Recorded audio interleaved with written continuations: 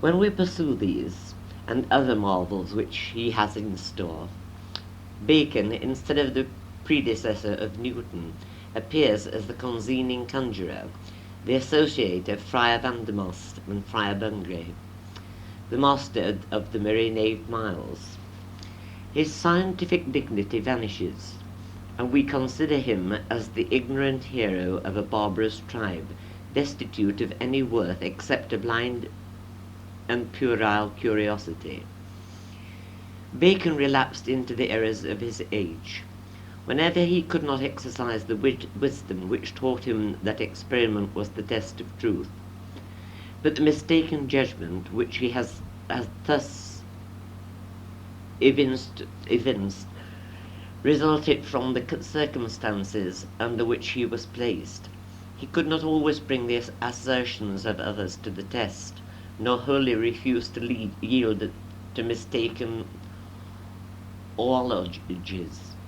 Many tales were told in the volumes whereon he wasted his midnight oil, which he dared not disbelieve until they were disproved by experiment.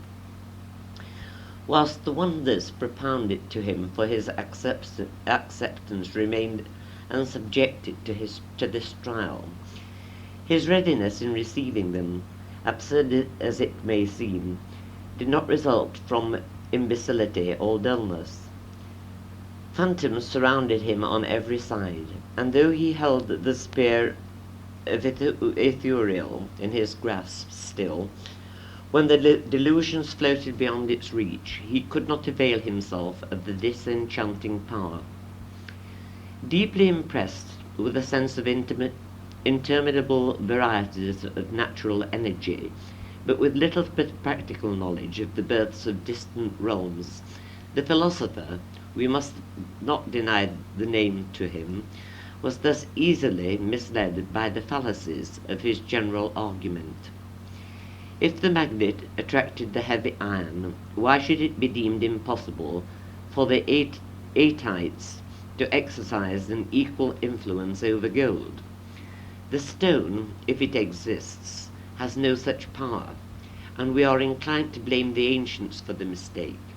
But let it be supposed that Lavoisier, placed in a situation in which he could not try the experiment, had been informed that the apposition of a certain number of plates of zinc and copper would reduce his elemental alkali from the state of an oxide into a metal. He certainly would have given as little credit to the tale as to the dreams of Albertus Magnus. We know not the cause which lights the ineffectual fire of the glowworm.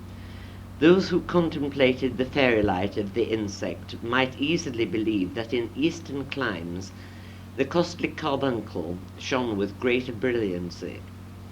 Griffins, winged serpents, hypercentures,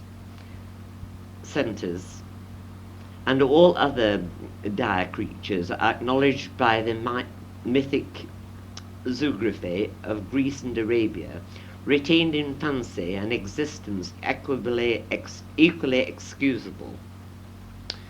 The philosopher did not venture to limit the plastic power of nature, and here again his acceptance even of exaggerations and fictions might in some measure be justified.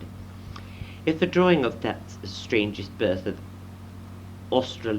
Australasia, the ornithorhynchus paradoxus, had been presented to Linnaeus without any proof of the existence of the animal, would he have failed to exclaim that such an anomalous compound was wholly irreconcilable to physiology? He would have been indignant at the attempted imposition, and would have determined on placing the uncouth monster in the same cabinet with the griffin's claw and the unicorn's horn, which so long adorned the treasury of St. Denis. Time, the slow revealer of all secrets, has since enabled us to make even a further deduction from the chapter of fabulous animals, and the existence of the unicorn is little problematical, as that of the rhinoceros.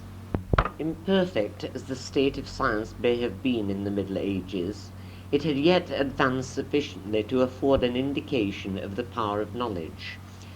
The bark was launched from the shore, and the mariners knew that the voyage must continue until the vessel reached a fairer clime. But instead of limiting their expectations to the fruits which the earth brings forth, they dreamt that they should discover the garden of Hesperides.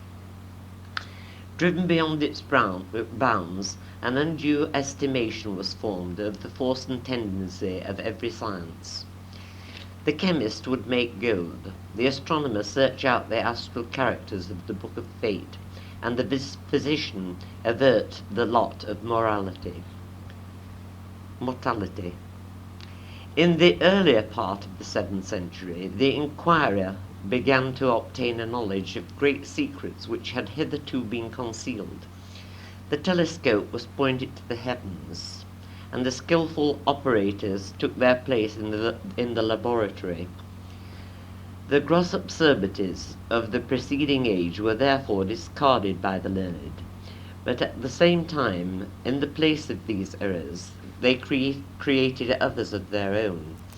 The first mists of the dawning were dispelled, but other clouds were again drawn out of teeming soil by the means of the rising sun. More was expected from science than science could bestow, and more was ascribed to nature than nature could perform. The acute Van Helmont and the philosophic Digby compounded the arbitrary unguent.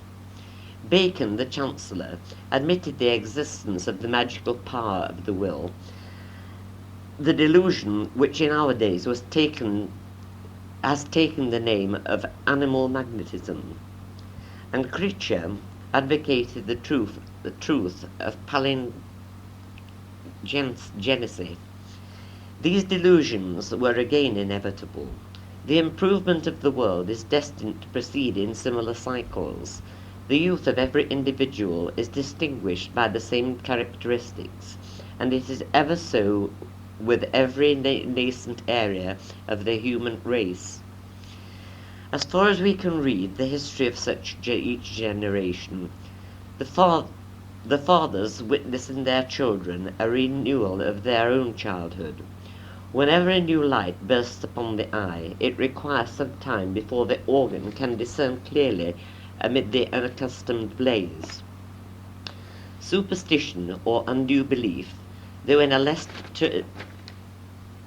terrific aspect, still haunted the study and the schools, but knowledge continued to advance in the increasing ratio until a new period opened upon the world.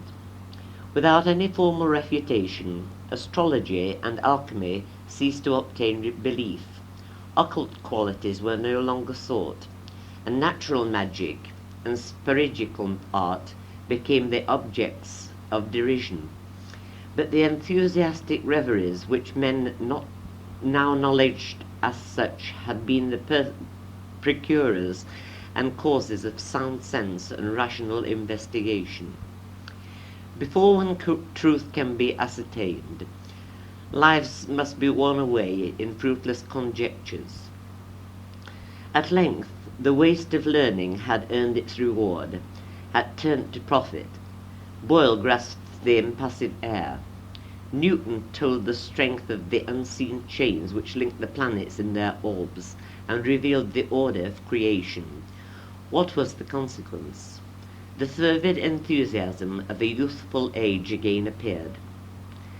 An undue estimate was again formed of the powers of science. Acute and well-informed men were now inclined to hope that their new philosophy would fill the world with wonders.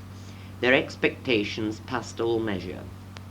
Glanville thus exclaims in his Sepsis Scientifica, a work addressed to the Royal Society: "The glorious undertakers, wherewith heaven hath blessed our days, will leave the world better provided than they found it. And whereas in former times such generous free-spirited worthies whereas the rare, newly observed stars. A single one, the wonder of an age, and this last century can glory in numerous constellations. I doubt not but that prosperity will find many things that now are but rumours verified into practical realities.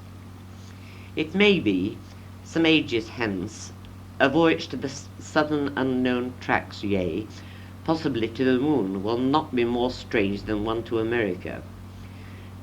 To those that come after us, it may be as ordinary to buy a pair of wings as to fly into the remotest regions, as now a pair of boots to ride a journey, and to confer at the distance of the Indies by sympathetic conveyances may be as usual to future times as to us in a literary correspondence. The restoration of grey hairs to juvenility and renewing the exhausted marrow may at length be effected without a miracle, and the turning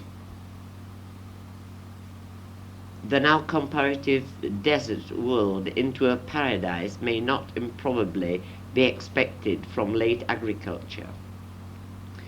Now those that judge by the narrowness of former principles and success will smile at these paradoxical expectations, but questionless those just inventions which have in these latter ages altered the face of all things, were as ridiculous to former times in their naked proposals and mere suppositions. To have talked of a new earth to have been discovered had been a romance to antiquity, and to sail without sight of stars or shores by the guidance of the mineral, a story more absurd than the flight of Daedalus. That men should speak after their tongues were ashes, or communicate with each other in different hemispheres before the invention of letters, could not have been thought a fiction. Antiquity would not have believed the most incredible force of our canons, and would as coldly have entertained the wonders of the telescope. In these we all condemn antique incredulity, and it is likely posterity will have as much cause to pity ours. But yet, notwithstanding this straitness of shallow observers, there are a set of enlarged souls that are more judiciously credulous, and those who are acquainted with the diligent and ingenious endeavours of so many true philosophers will despair of nothing. Such an effervescent belief in the powers of philosophy may perhaps be considered as injudicious as the reveries of Friar Bacon, and in its origin it is wholly of an analogous character. But it gradually subsided, and the wonders of the new philosophy were reduced within the limits of possibility. Other wonders, however, were achieved, and the truths discovered by the founders of the Royal Society received a bolder application by that generation which is now sinking into the grave.